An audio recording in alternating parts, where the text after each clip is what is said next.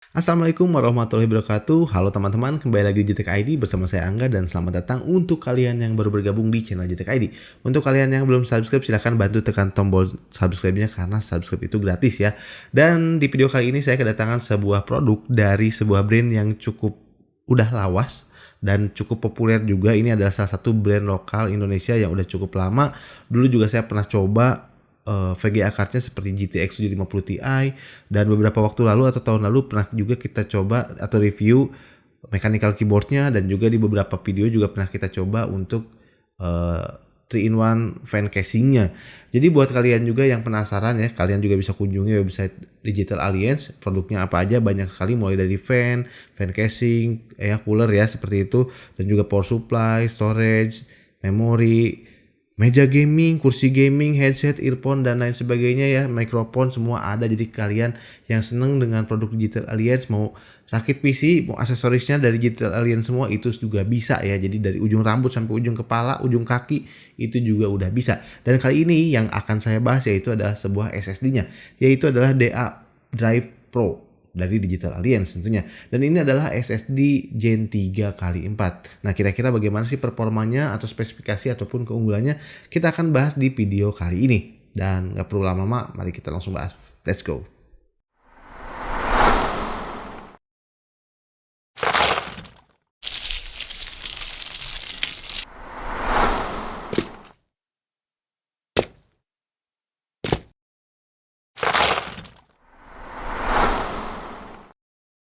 SSD Digital Alliance DA Drive Pro. SSD ini berasal dari brand lokal Indonesia yang sudah cukup lama hadir menemani para konsumer PC di Indonesia. Sehingga untuk dari segi brand, seharusnya brand ini sudah mudah dikenali banyak orang. Dengan kehadiran SSD ini, kita berharap Digital Alliance bisa meramaikan pasar komponen PC di Indonesia.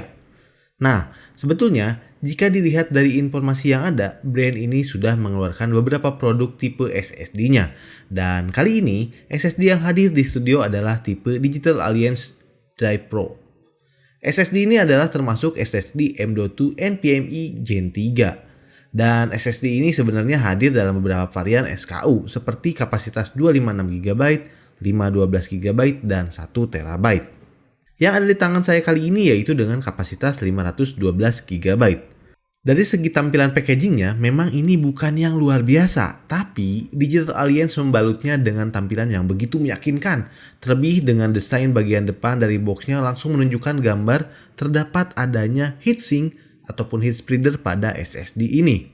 Nah, ngomong-ngomong tentang heatsink ini dapat dipasang maupun tidak dipasang, sehingga akan mudah sekali menyesuaikan dengan kebutuhan penggunanya, baik dipasangkan pada laptop, pada motherboard yang memang memiliki heat spreader, atau pada motherboard kelas low end yang memang tidak memiliki M.2 heat spreader ataupun heatsink sekalipun, sehingga heatsink bawaan SSD ini bisa digunakan atau bisa dipasang.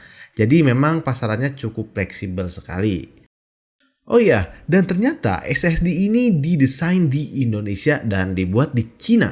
Dan kita ketahui memang kebanyakan komponen PC juga seperti SSD ini banyak sekali dibuat di sana.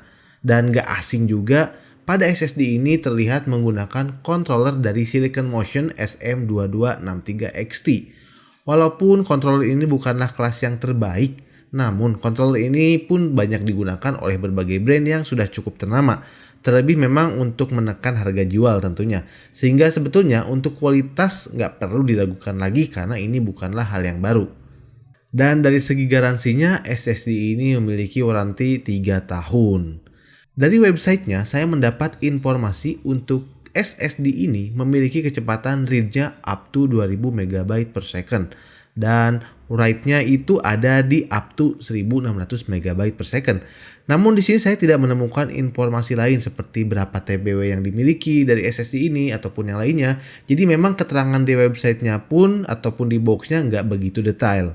Berangkat dari spesifikasi tersebut, saya coba tes nih kecepatan SSD ini menggunakan Crystal Dismark pada motherboard saya yaitu Z690 Aorus Pro dengan skenario yang pertama tanpa menggunakan heatsink atau heat spreader bawaan SSD maupun dari motherboardnya. Jadi memang telanjang aja kosongan. Dan di pengujian ini hasil yang didapat sudah cukup sesuai dengan kecepatan read-nya ya, ada di 2057 MB per second dan write-nya itu ada di 1615 MB per second.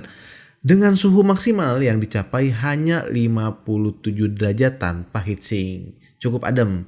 Dan di pengujian skenario kedua, saya memasangkan heat spreader ataupun heatsink dari bawaan motherboardnya dan saya melakukan tes kembali dan didapat hasil readnya 2509 MB per second. Dan write-nya itu ada di 1623 MB per second. Dengan suhu maksimal yang dicapai sungguh sangat adem sekali, yakni di 41 derajat Celcius saja. Dan seperti yang kita lihat dari kedua skenario pengujian tersebut, ternyata hasilnya memang cukup stabil dan dingin, terlebih dengan yang menggunakan heatsink atau heat spreader. Performanya sedikit meningkat, walau hanya sedikit. Hasil ini cukup sangat memuaskan dan suhu SSD ini sangat adem sekali. Gokil banget. Oke, jadi dari SSD ini tentunya ada value, ada kelebihan dan juga mungkin ada sedikit kekurangan. Yang mana di sini dari segi spesifikasinya saya tidak mendapatkan info yang jelas dari website resminya seperti berapa TBW sih untuk SSD ini. Namun sebetulnya untuk TBW ini walau seandainya pun ini TBW-nya kecil itu masih cukup ya bisa awet apalagi untuk penggunaan casual ya. Jadi TBW-nya misalkan anggaplah kecil tapi masih casual aja itu masih cukup awet. Menurut saya bisa bertahan beberapa tahun bahkan mungkin di atas garansi dari yang diberikan oleh Digital Alliance ini. Jadi buat TBW ya mungkin kalau kalian yang tahu bisa info ataupun bisa tulis di kolom komentar atau mungkin karena ini menggunakan controller dari Silicon Motion mungkin bisa jadi dengan brand-brand lain yang memiliki controller yang sama TBW-nya juga bisa serupa ya. Dan kita ketahui lah yang menggunakan Silicon Motion ini banyak juga brand-brand yang udah cukup ternama dan itu oke-oke aja ya. Jadi saya rasa untuk Digital Alliance ini adalah salah satu produk yang nggak perlu diragukan lagi. Dan kira-kira untuk harganya, berapa sih harga dari produk ini? Memang tadi ada beberapa SKU ya. Di sini ada yang kapasitas 256, ada yang 512 dan juga ada yang 1 TB. Nah, untuk yang kapasitas 256 ini harganya mulai dari 400 ribuan. Ya, harga yang cukup bisa bersaing mungkin ya. Dan juga untuk yang 512 GB-nya itu ada di harga sekitaran 670 ribuan dan untuk yang 1 TB-nya itu ada di 1 jutaan. Mungkin untuk SSD tipe lain atau dari brand lain masih ada harga yang bisa lebih terjangkau, namun mungkin Digital Alliance ini memiliki value yang lebih seperti dari heat spreader-nya dan juga ini adalah brand lokal. Jadi buat kalian yang ingin dukung brand lokal ataupun brand Indonesia mungkin kalian bisa juga coba pilih brand dari Digital Alliance. Tapi semua pilihan tentunya kembali lagi ke kalian masing-masing. Tapi dari segi kualitas ini udah cukup oke, tinggal mungkin kita menunggu harga-harganya yang bisa lebih turun lagi mudah-mudahan ya. Kalau harganya lebih turun lagi ini akan lebih oke lagi ya.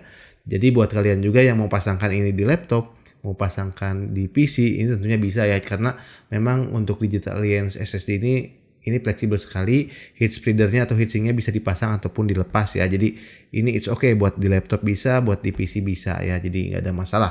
Oke, mungkin itu aja video dari GTech ID kali ini. Video singkat ini mudah-mudahan bisa membantu menjadi referensi untuk kalian atau menambah manfaat untuk kalian dan silakan tuliskan di kolom komentar bagaimana tentang SSD dari Digital Alliance ini. Dan bersama saya Angga, terima kasih telah menonton video ini. Saya pamit. Wabillahi taufiq wal hidayah. Wassalamualaikum warahmatullahi wabarakatuh.